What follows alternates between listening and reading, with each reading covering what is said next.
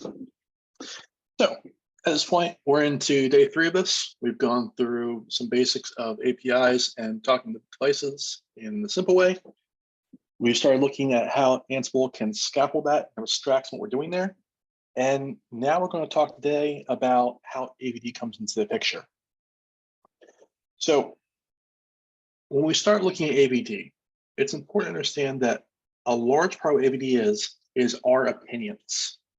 AVD is a way that we are shipping our best practice designs to customers. Those in and of themselves are opinions about how to build a network. So if a customer is using AVD, they're picking one of our designs for the most part. There are ways to customize that, but the important part to understand is that in 90% of scenarios, customers are going to be using a topology based on the design we put out there that we've implemented as code, basically. That's the crux of AVD. We're giving them a very high-level way to describe a network with a design choice we've made. And then based on that, we drive lower-level configs and push it out to the network. We also get some fun side effects from using AVD. The most important one happens to be documentation. If any of you have ever worked in a network operations role before for a customer, you might know that documentation tends to be garbage. It's usually immediately out of date as it's built and never gets fixed. And so no one trusts it, no one uses it. With AVD, for example, we're able to do that as part of the build process. So your docs are always as accurate as your last AVD playbook run. Very handy. Links on this page here will be available in the slides after, of course, but we have the actual code base on GitHub. It's in a collection on the Galaxy, and we have an entire site with our docs for this. We, on that site, have doc versions for every version of AVD we released. Currently, stable version is 4.0. For a large part we're discussing today, it's going to be 3.0 specific because 4 has just come out and changes some things. But docs for both those are available if you look at that site. So, what we've been talking about, we use this concept of roles to ship opinions and designs to customers. When we look at the actual AVD structure, we break it out into these different parts of our full CI/CD pipeline process. We have roles that will do your low-level config generation. We have roles that will do your deployment. We have roles that build the high-level abstract design. We have post-deployment validation, and we even have roles for things like standing up DHCP servers for when you're bootstrapping a DC. When we talk about this, it's important to understand, like we've been saying, that this is not just one playbook or one role. It's really a package we're using to deliver that entire pipeline to the customers. Even if they never pay for FTS engagement or for tax support in AVD, they can pull this from the public sites that we publish it to and use it in their environments. And the benefits to them as far as deployment and documentation is still available to them. When we talk about AVD here, this is how this used to look back in the 2.0 days. Once upon a time, we really had one topology in AVD that we supported. That was your EOS L3LS EPTN design. That would build out your data center. We would dump that into config gen, we'd give you some documentation, and we'd go and deploy it with CloudVision. When we came to the 3.0 era, we changed our pipeline slightly. We really made it this much longer set of roles that you're seeing here, and we implemented further abstraction. Because we started supporting other designs besides just L3LSDC with EPTN, we needed a way to allow users to pick that, which is where we rebuilt that as the EOS Designs module. EOS Designs today allows you to do L3LSDC, L2LSDC. There is an experimental MPLS design as well, and we're adding some additional options around things like DCI interconnect in terms of those high-level designs. If a design is not available in EOS Designs, it doesn't mean the user can't make it, but it is a lot more work for them. So in practice, what we do is we create these high-level design abstractions, and then they can very easily just plug and play different numbers and names into that to get the outcome they want in terms of a fabric. We take that high-level design that's emitted by EOS designs based on their initial inputs, we run that through our EOS CLI config gen role. That's what actually ends up building your low-level configs, the actual config files you would drop into your device. That also gives you your concrete documentation around things like IP addresses for interfaces, neighborships, mappings, things of that sort. And you'll see an example of that today in the lab as you run this pipeline. Once you've actually built the configs, we have to look at how to deploy it to your target fabric. There's two different ways we can do this in AVD. The first is we use Cloud Vision. So when that's in place, we are using the EOS config deploy CP role, taking that directory of CLI configs we built, dumping them into Cloud Vision, where we have one configlet per device, and attaching it. And then from there, we have Cloud Vision handle the actual push and validation to the network. Once that's complete, if the users then want to validate the state of the network, they can use the EOS validate state role, and that will go through, do some validation against what devices are reporting, and emit a report. You can also do AVD without needing Cloud Vision in your network. Largely similar when we talk about that. The difference is when it comes time to do the network push, what we're doing is that instead of taking those config files, making single configlets per device in Cloud Vision and pushing them, we are instead using EOS modules directly to talk to devices in the fabric and push it out. So in that scenario, you're putting more load on Ansible to push them out, but you don't need Cloud Vision. We see both used by customers. So let's talk some about what this high-level config I keep talking about looks like. What you'll see as you start going through these roles and reading through the files today is you're going to have these basically group-level abstractions in Ansible. You've got YAML files that describe some high-level variables. These are composited with role default variables for design role. And then we composite these lower level YAML files. These files on the right here are then eaten as inputs to your CLI config gen role, and they output your text files. And then of course your text files get eaten by either your CDP deployment or EOS deployment role to actually push them to the network. So we go from very high level YAML to a little lower level YAML to concrete text file configs is the basic pipeline. And then we go from there into deployment. And as mentioned along the way, at the design and CLI config gen stage, we emit documentation as a side effect. So that's always as relevant as the most recent generation. Some of the things you'll see here as well when you're looking at these config files are we'll ask for things like summary ranges, and we'll ask them for effectively just a full net block. What happens under the hood then, like you'll see here on the right, is that by the time we get to this lower level YAML, we've taken some details about things like node ID and net blocks, and we've carved out the actual IPs we'll use for a given device and given interface from these blocks based on calculations using some Jinja functions we have. This also changes in AVD4. AVD4 is a fairly large change we've just pushed out recently that changes a lot of design operations. The big one is that we've included a schema system with schema validation to stop users from having valid inputs that can then later break the network. So it's very handy, but it means there is some upfront conversion work. We've got tools we've published for people to convert from 3 to 4, but it's still underway. We've also decided that, our Jinja and Ansible system is kind of a ball of wax. So what starts to happen in AVD4 is that we take a lot of logic that was previously in Ansible playbooks within the roles, and we farm that out to a library we wrote called PyAVD. So the Ansible AVD collection calls the PyAVD library under the hood for live operations, and we implement our logic in just Python. rather than wrapping it in Jinja templates. Again, fairly large change. That's why we're not really covering that yet today.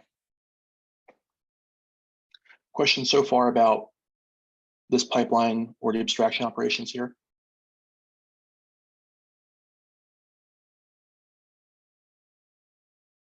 Okay, sounds good. So, like we talked about, we support a couple different fabrics. Within a given fabric design, we have this concept of fabric roles. Fabric roles and node role types are something that we do in the design role, where we say, okay, for every device you have, tag it with one of these role names.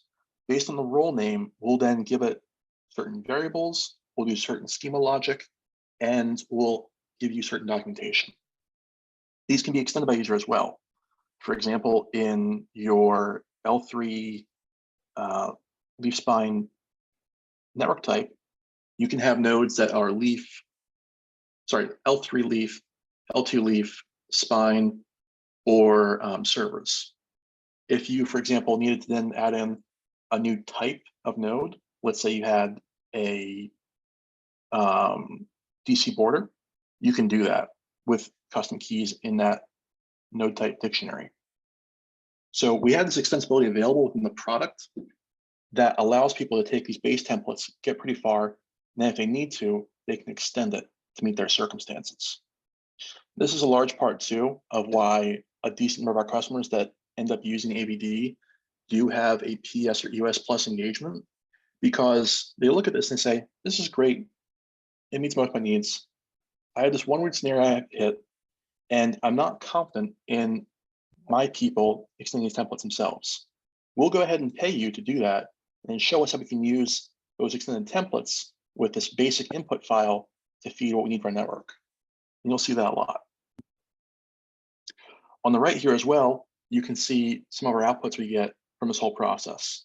So we'll include markdown formatted documentation about things like your addresses and given interfaces, the peering summary, and of course, we can see on the bottom here, we'll include concrete configs. In the lab today, you'll see config generation for all of the leafs and spines, as well as documentation for those. Was there a question? Oh, sorry, I think I was just button mute. Sorry. Okay.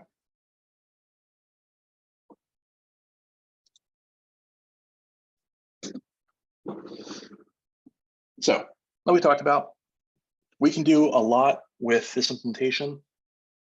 There is additional ability using things like that end server concept to put in configs for individual end server ports.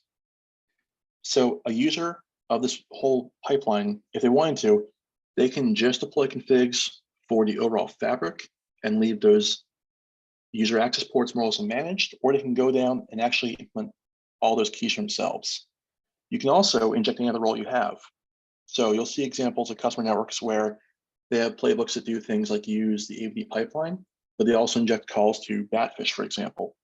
Batfish is effectively a logic system that analyzes the network and you guys get questions, and it tells you whether or not your network meets those constraints.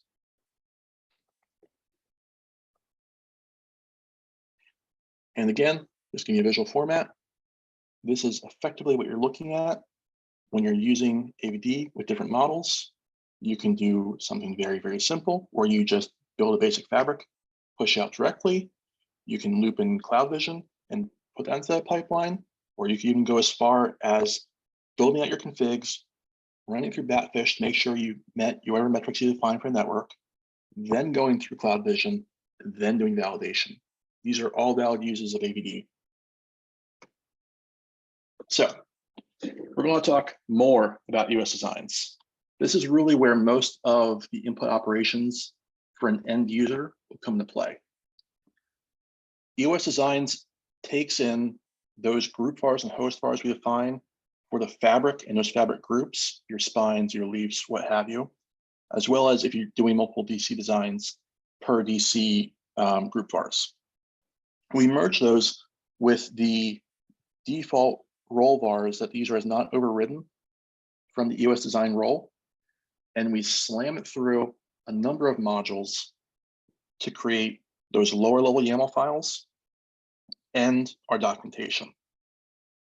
What you'll find, and we'll look at the sum at the end of this section, is when you look at our AVD site, we document what variables are available for all of this, and the user is expected to, as they need to, update their input YAML to pull in what they need.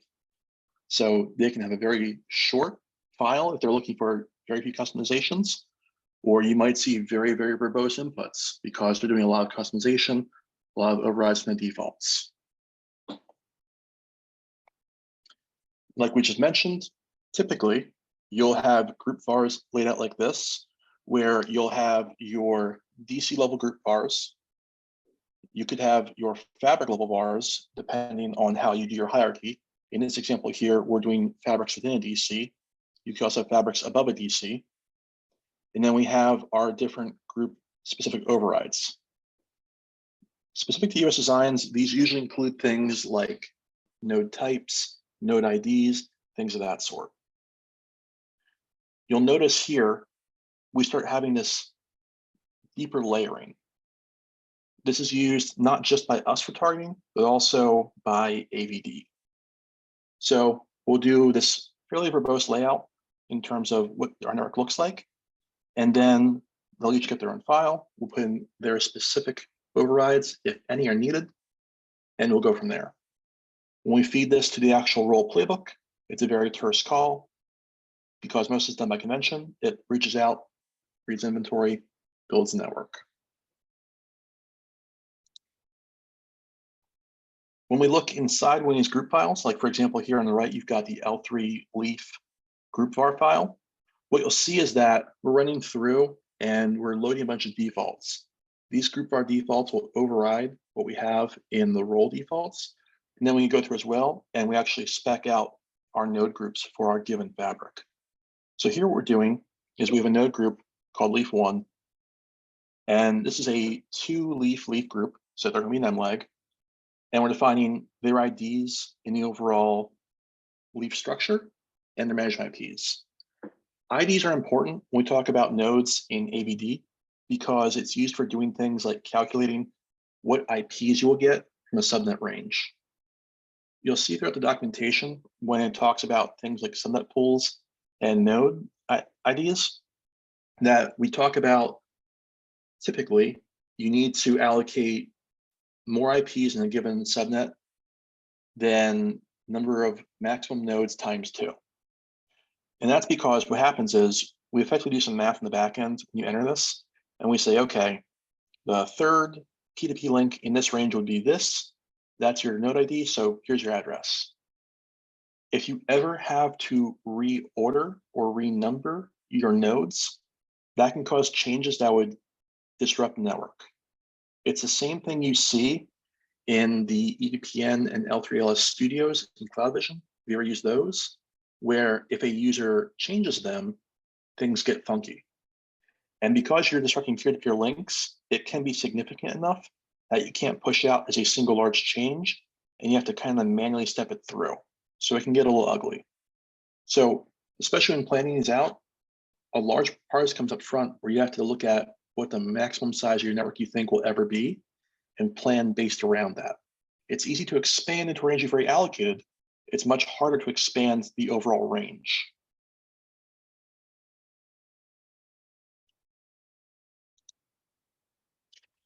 Beyond that, we also have the concept of fabric services. This would be, again, just like the EVPN services template and studio we have in CloudVision Studios.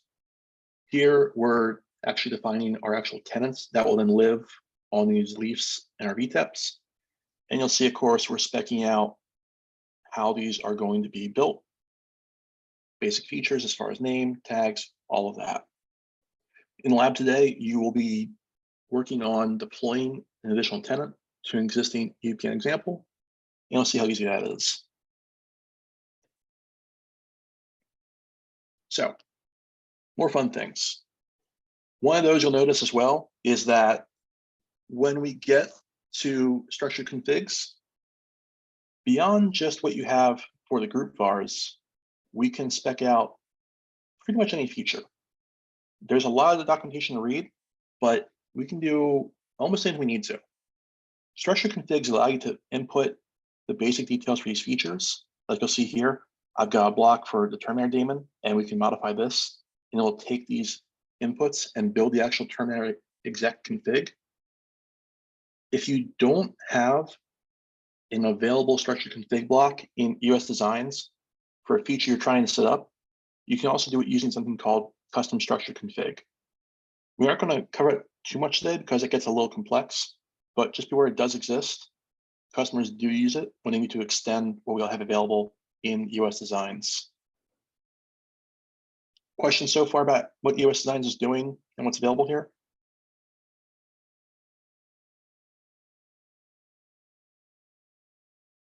Okay.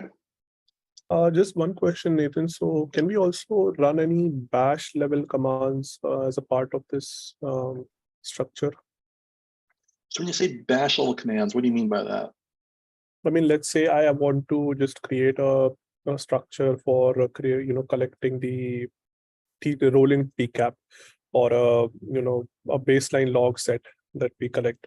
So can we do that using this EOS design output? Right. So you're talking like you want an alias, or like what do you mean by you want like a bash command? Like this is building a config. Right. So basically, let's say this daemon terminator and we the other attributes that we are mentioning, those are a part of the daemon terminator config. But let's say I want to check up the IP tables or the any other. I want to modify the IP tables, or I want to create a TCP the rolling PCAP at the bash shell. So can I do that using this, or I'll have to use a different library for it? Well, so the answer is with a question, right? Is that something you would do by EOS configuration?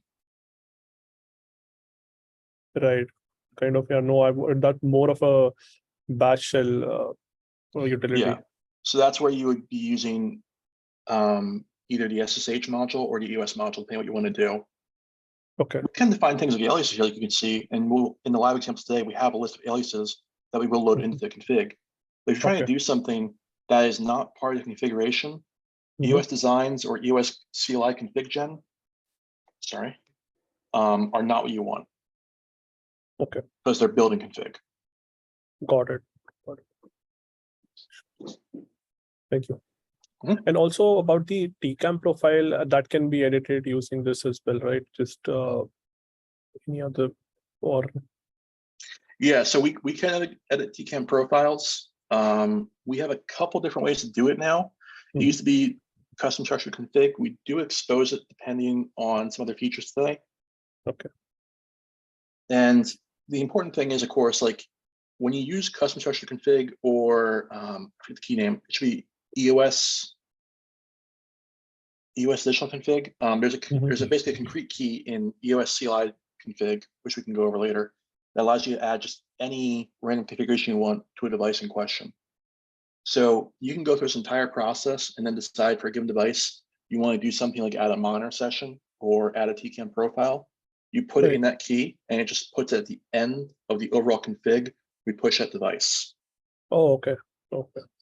Yep. I'll find that key for you later because I always forget the name. Sure. That's an important thing too when we talk about this whole system. This is complex and it changes constantly. We are constantly, both within and across releases, changing where things live, changing the key names. So the important thing is to know how to read the docs and just see what keys are available. Right. Let's actually go, I'll pull up some of the documentation here and just show you an overview of that. That's a good part to show us that. 1 second.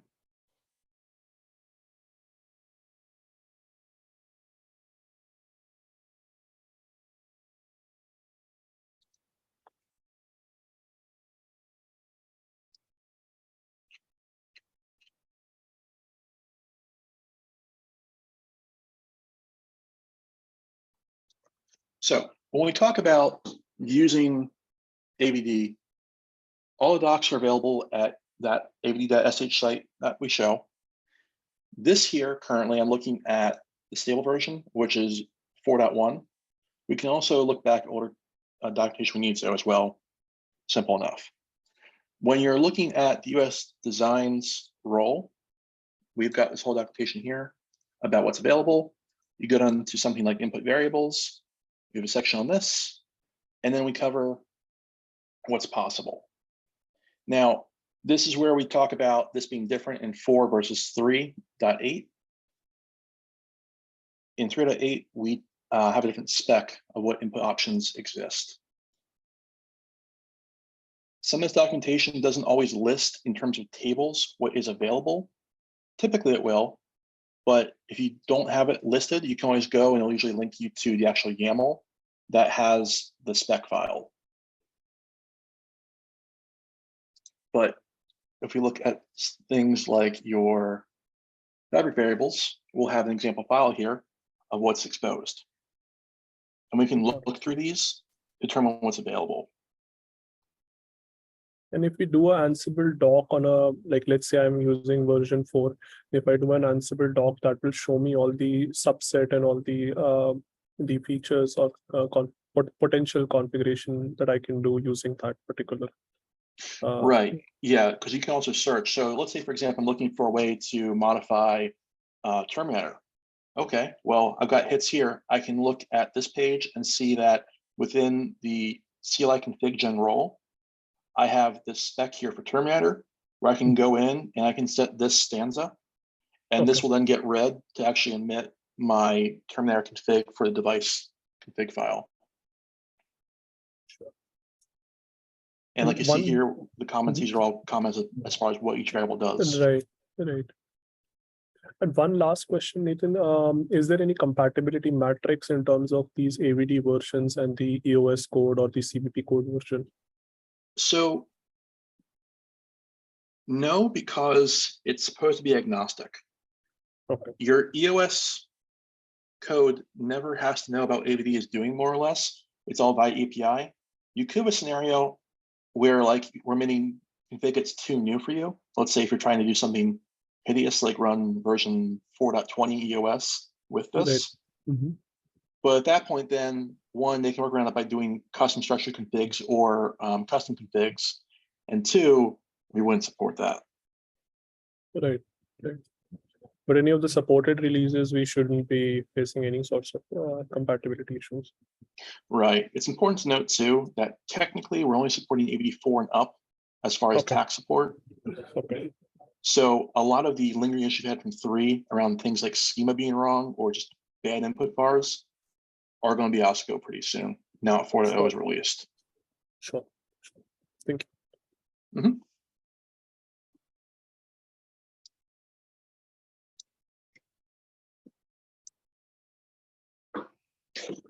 All right, so I'm not going to spend too much time covering the documentation on the slide here because it's more interesting to see it within the lab itself, because then you can load a Markdown plugin for VS Code and see these rendered as they look, and they're much more interesting that way. But just be aware, we do have files. They are helpful. They more or less are accurate. Again, like we mentioned, the actual playbooks are really, really terse when it comes to using AVD. All the work happens more or less up front in building out your host and group var files and any specific overrides. When it comes to the actual playbook, you more or less just import the role and it runs. By convention, it's looking for certain things in certain places based on your inventory file. So you just let it do its thing. It has a default location I'll put your documentation and your config files to, and it just chains together. So now we talk about CLI config gen. As mentioned, this is really the concrete implementation. We take that lower level YAML design, we convert it to our actual text files for the box. What's happening here is we're just loading it through, doing a whole bunch of logic, pushing out configs, pushing out the concrete documentation as well. As mentioned, this is one of those things that we rewrote with PyAVD in 4.0. Overall logic is the same. We just moved from doing a lot of Jinja mashing to using Python to emit this. So, recapping, we take the outputs of our last role, EOS design. These are now our inputs into this role. Once you have those, we go through and you start getting actual configs. Nothing too thrilling here, standard config file. The magic is that we can do this across 20, 200, 2,000 devices if needed. And it's not an appreciable amount of effort on the engineer's part once the overall scaffolding is in place. And again, we have concrete documentation. We know what interfaces are. We have our descriptions, BRFs if they exist, IP addresses, all of that. Nice, neat, automatic. Again, very, very terse task. So here we are calling the CLI config gen role with this task to actually emit this. In full CI/CD pipeline playbooks that you'll see today in the lab, effectively what you'll do is you'll just chain these different roles together. You'll have a task that will do your EOS design outputs. You'll feed those directly into the next task of EOS CLI config gen, and then you'll feed those into your deployment method of choice, whether that's direct to EOS or via CloudVision.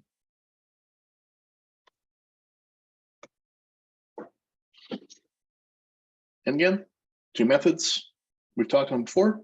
You can use eAPI, you can use CloudVision. Either way, the end goal is you put configs on the fabric, fabric goes on its merry way, you have a network now. As before, we have those outputs from our previous role. They're the inputs to this role. When you're using the eAPI role, we also have optional outputs you can record. You don't have to record these, but what we can do is we can take snapshots of the entire fabric's config state before we do the config replacement, and then we can take outputs after it's done as well. So even if you aren't using CloudVision, we can still get you some point-in-time snapshots of what the network state looks like. So let's talk process. When you actually run the direct eAPI deployment role, what happens is we reach out. If you have config backups set to take those, we record them in the fabric first as your pre-deployment snapshot. Then we load in your concrete config files from the directory on disk. We push it out to the network, and then we take another set of RC snapshots and store them as well. When it comes to CloudVision, we are looking at roughly the same process in terms of taking files and putting them in the network, but just a few nuances here. We are using under the hood within AVD the arista.cvp collection to do the actual implementation of talking to CloudVision and getting those configs out there. With this setup, what we do is we look at your inventory, we build a container hierarchy in CloudVision that matches the inventory, and then we take your configs, we build configlets, we put them in CloudVision, we attach them to devices, and you have a bunch of tasks that you fire off no change control. You might be asking yourself, how does this work with studios when we get rid of containers? And the answer is currently, it doesn't. So that's something that's going to change again real soon, because we are getting rid of the classical container model soon enough. So at some point, this is going to change where this will be fed through CloudVision Studios with tags. And that's been an area of active integration with the devs. Questions on deployment methods, CLI config gen, any of what's going on with those? Need a quick question. Oh, sorry, go ahead. No, go ahead, Alex. Go ahead. Next week. No, I just wanted to say to ask this role deploying through eAPI directly to the EOS. It does replace config, but it does not use the config session. So we're leaving a space for a customer to cut off connectivity from switches to CVP and Ansible node that is running all that. Is there by design? Like, are you just aware why are we not using config sessions in this module to safeguard the communications? Yeah, so basically the answer is it's a lot of code work and it just isn't done yet. What you'll find is that a lot of the Ansible modules we output are built by the AVD working group, which is part PS, part SCs, and a tiny sprinkle of TAC. Basically, people contribute to it as at a time. Recently, we started putting together a group from the extensibility team that more robustly owns these in terms of making progress. But there have been, as we've gone through different versions, limitations in how we do these. The lack of config session is a big one for the API deployment. I believe there's an issue open for it. We just haven't done anything there yet. Another area you'll see as well, when we talk about gaps in AVD that exist today, for a while, you could not use the CVP collection the way you would directly from within AVD. What I mean by that is like for the Arista.cvp collection, there's multiple ways to search. You can find devices by serial number, you can find by MAC address, you can find by FQDN. For a very long time, you could only find devices in CloudVision from AVD calling through CVP by FQDN. This caused problems for customers. They'd be trying to ZTP something, but the host name is changing because of ZTP, and it would just cause tremendous issues. So it's things like that. What we have to do then is we open issues and we have to go through and pipe the plumbing to where you can send a var from your inputs into AVD. AVD passes it along to the underlying call to the rest of that CP module, to then use that search type, things like that. So there is plumbing work of this kind we have to do all the time. To make this module, the deploy API work with config sessions, we basically have to go and rewrite it, I believe, because we're still using the Arista.eos module, which is not controlled by us. Does that answer your question? Yep, thanks a lot. I had one question, Nathan. So we discussed about the CVP collection, and today we're discussing AVD as well. So is it safe to say that AVD is a more evolved version of CVP, like with more features, more modules, and more plugins? And does it use any of the pre-existing codes, or like any central repository wherein the CVP collection and the AVD collection, they use the same set of modules? Right, so this is where we talk about abstraction layer stacking. We started with Python, and then we wrap on Ansible. You can think of Ansible as an abstraction on top of Python. Okay. And then we've got modules like EOS and CVP that work with that to do operations. AVD is just another layer of abstraction. We are doing a very, very high level design that under the hood it's concretely using CVP and EOS modules. So your question about do they share code base? Right. It's not like we copy and paste code or we have imports one to the other, but AVD is calling CVP. So like we don't re-implement the ability to talk to CloudVision and AVD. We just call the CVP module and do it that way. Got it. And let's say, I'm assuming there is also a module or, some function which can achieve that. But let's say if I, push a config through AVD, the Ansible has pushed it, it's been copied as a part of the design config, and it's been, created a task, it's saved into devices. But if I want to revert it or delete it via Ansible, can I do that, or will I have to do that separately via CVP? No, you can do it via Ansible. There will be an example playbook in the lab of how to do that. You'll see a way that you can run an AVD call, and it will go through and talk to CloudVision, find out what configs it has, and destroy all of them. Got it. Thank you. Yep, and just one more comment too on like abstraction versus implementation. We have a stack of things that actually run under the hood when you're doing any of these. Like the CVP module itself depends on CVP rack, a Python library. Right. So like when you're doing this call chain, you're looking at, you have AVD is calling your CVP module then calls your CVP rack library. Got it.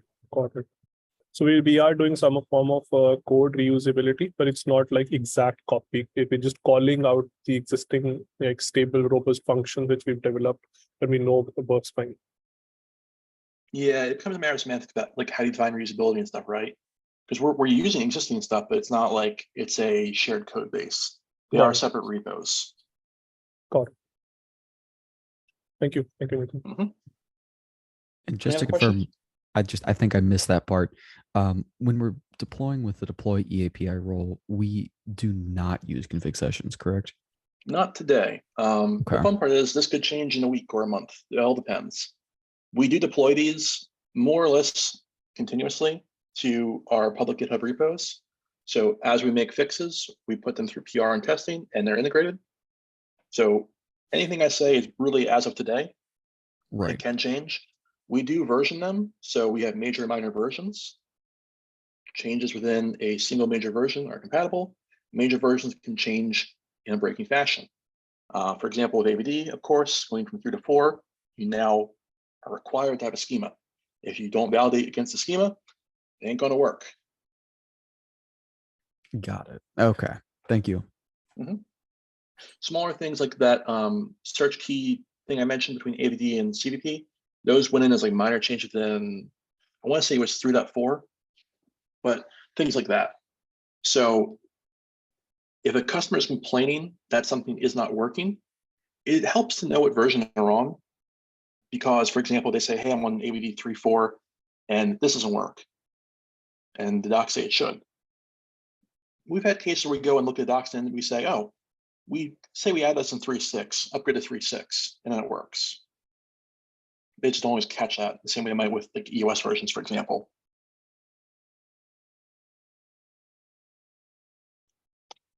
Nathan, sorry, the partially side question, is the target goal to have everything automatable, everything that is automatable through the APIs on EOS or CVP to be matched by the functionality of those roles and collections, or it's not the target goal, and only part of the functionality is targeted to be available for Ansible stuff?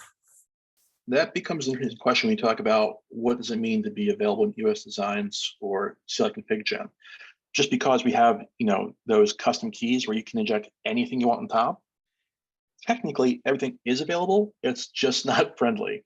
I assume you're asking about like having defined schema and feature set support for features, correct? It's not only about AVD itself, it's about collections or like code itself, Ansible code for CVP or EOS itself. For example, for CVP, a lot of things are automated, but for example, roles are not automated. So customers using those predefined collections and roles to configure some of the parts of the CVP, but for the rest, they have to invent their own approaches to manage it. So I was just curious, is target goal to automate, like to match APIs on the CVP with the functionality of the Ansible? Like, so whatever is configurable for API on a CVP site, it has to be manageable for the Ansible collections. Is that the target goal, or it's not really? And like target is only automate? Yeah, it's always desired to have as much coverage as possible in Ansible for our products. There is a difference though in our development model. When we talk about EOS, CVP, APIs for those are owned by our development teams. The Ansible development doesn't have a dev presence per se, where they own it as a product. It's something that has been owned and done by the SC and PS teams because AVD came out of a PS project, for example. So they largely own that, and they implement feature coverage in response to customer requests or needs. For example, there was a recent enhancement to config validation that happened as part of a PS project for customer. Yeah, I know that customer. Yeah, it wasn't in the existing AVD feature set, but when that engagement ends and it's been tested, that feature will get contributed back to AVD for all customers to use eventually. But that roadmap happens as part of customer needs. It's not like there's a dev team somewhere sitting and going, okay, what's not covered currently in terms of Ansible items? And part of it too is that not every API for something like CloudVision is exposed in a way that would make sense today. For example, there is not yet a good API to do things like provisioning actions, not tasks, but provisioning actions. This does not replace those. Similarly, you have to have ways to cleanly edit workspaces, studio inputs, things like that. They somewhat exist now, but they're still moving. So you have to have those in place before you can start building bindings to those from something like CVP Rack. And you have to build bindings from CVP Rack to the rest of CVP module. And you build bindings from that to the AVD module or collection. So there's just a chain of operations that has to happen. Yep, thank you.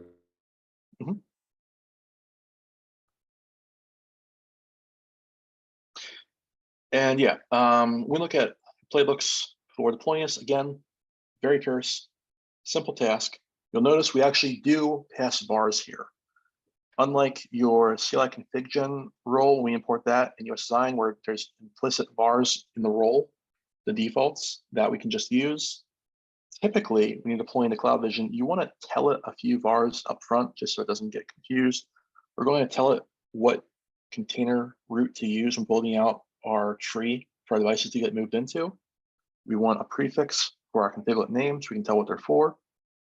Our device filter is going to control what devices this task will execute against. And state just says, make sure it's present. There's a question earlier from me, Manigar, about how we would carry these out. If you do state absent, we'll go through and we'll rip them out.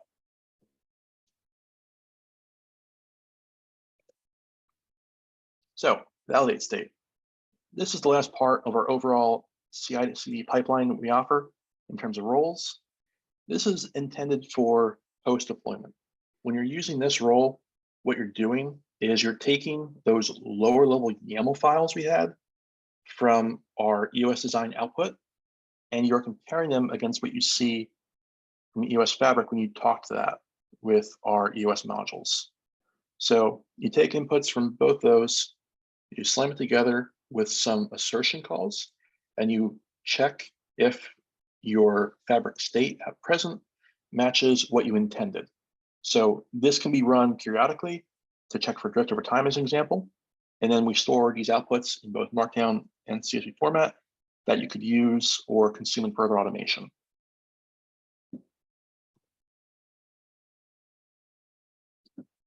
And once again, simple task, you import the role, we have implicit vars, you can override them as needed, and we chain these together.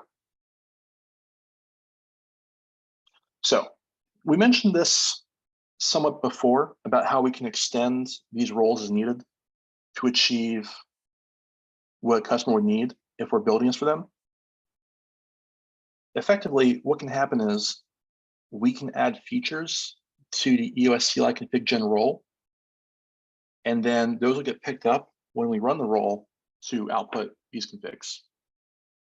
Like we say here, when we're doing this, we try and have a few guidelines. We write in 423 syntax. So as far as question mode about what would be compatible with, if you did something that was running 420, that would have a problem, for example. And we also try and lay out the variable and the structure to match what the CLI would have for our own sanity.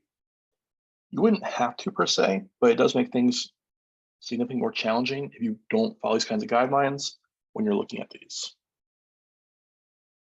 Like we showed yesterday, the overall template we have for CLI config gen is basically a Jinja template that goes and it includes a whole bunch of other Jinja templates where these are structured per feature. So if you have to put some new hot feature into a Fabric for something you're doing, you build a feature template, you include it in the base file, you run your config gen, it picks up and does it.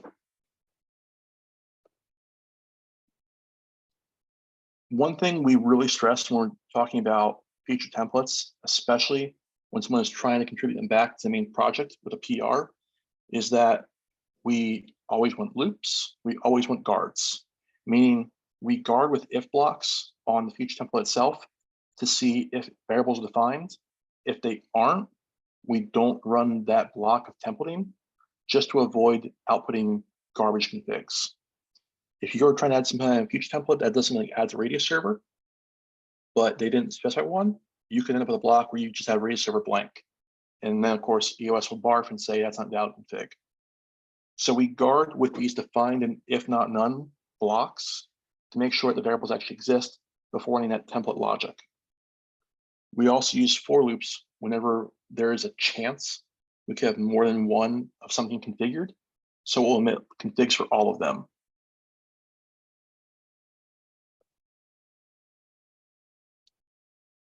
In addition to that, when you're writing the README files as a course, you try and write general, but that's if you're really looking at contributing to the project.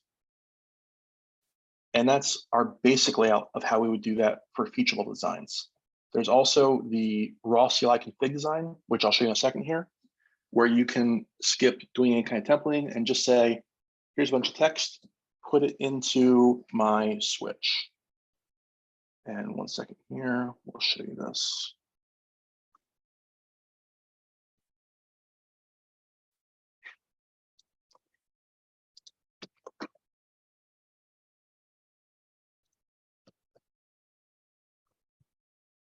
One second.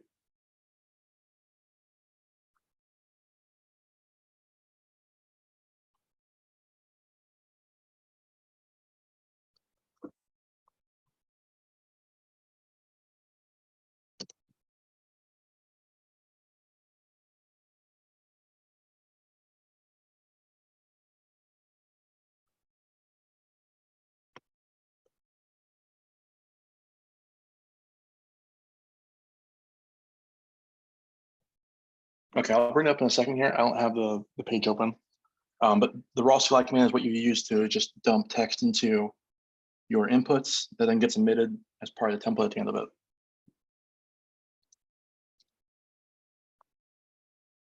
In general, most attack is not going to be adding feature support. If you decide to be part of the AVD group and contribute to the project, this is the kind of guidelines we have for how you would contribute to those. And if you're looking at the repos and looking for bug fixes or features, you'll see that most of these are implemented as checklists and the PRs themselves. We do look for documentation, test coverage, and general data model abstraction for what people are trying to add, whether it's within Arista or external contributions. With that in mind, we're going to go to lab time. I do have extended instructions today because some modifications I've made to support the lab layout with this dual DC design. As always, to recap, branches for lab answers, clone the repo, and as the labs for today. Lab 1 is going to be more or less just getting your AV playbook up and running. Most of this playbook and input var has been written for you. You will have to load in your passwords for your lab into some files to make this work. The instructions for that are in the lab 1 file. Once you get this to kick off, it is going to take a while to run with CloudVision. In testing, it can take upwards to 30 minutes to deploy the entire system, just because once you actually deploy the device configs with BGP and terminal restart, they will churn for a bit because of the resource level they're allocated in ATD. Turning on the BGP config makes it sit there for a bit, and terminal schema takes several minutes to reconfigure and start streaming again. Once that's in place, you'll have some basic checks to do about host 1, host 2 with a separate playbook, and you'll validate you can actually ping across your fabric. While you're having CloudVision deploy the final change you push in AVD, I would encourage you to look through your fabric and group level vars to see what it's doing there and see how we're laying out some of the config we're pushing. And of course, answer questions around that. When you get to lab 2, we will be extending the input vars you already have from lab 1 to add a new tenant to the mix. So you'll deploy this web zone, you'll add a VLAN, and make sure you can ping.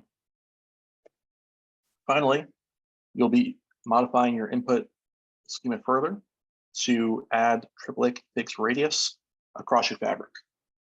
So let's talk a little bit about what we have in terms of this layout.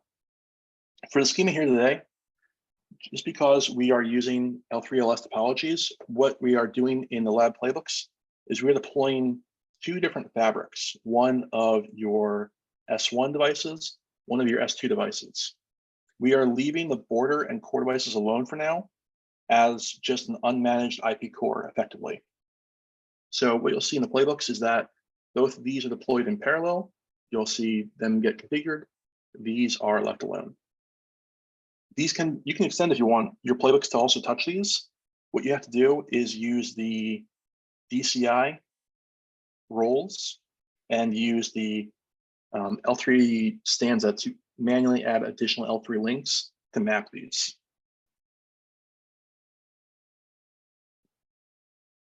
with that basis in play, any questions here before we get started with the labs today?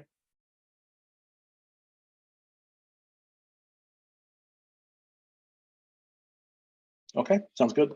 Like I mentioned, these labs are going to take longer just because of the CPU deployment time. So I would recommend getting started your first deployment as soon as possible.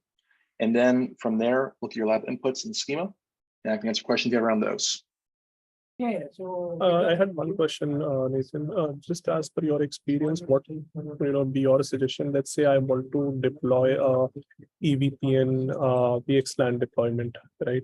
And would it be appropriate to have the entire set of configuration as a part of one playbook or one task, or would you recommend to segment it out into like have a connectivity like BGP connectivity in one? Keep the VXLAN configuration as a part of one YAML file, and the third one being the EVPN deployment. Like keep it separate so that you guys are able to troubleshoot if, let's say, if you want to, isolate where or what part is going wrong, the troubleshooting becomes easy.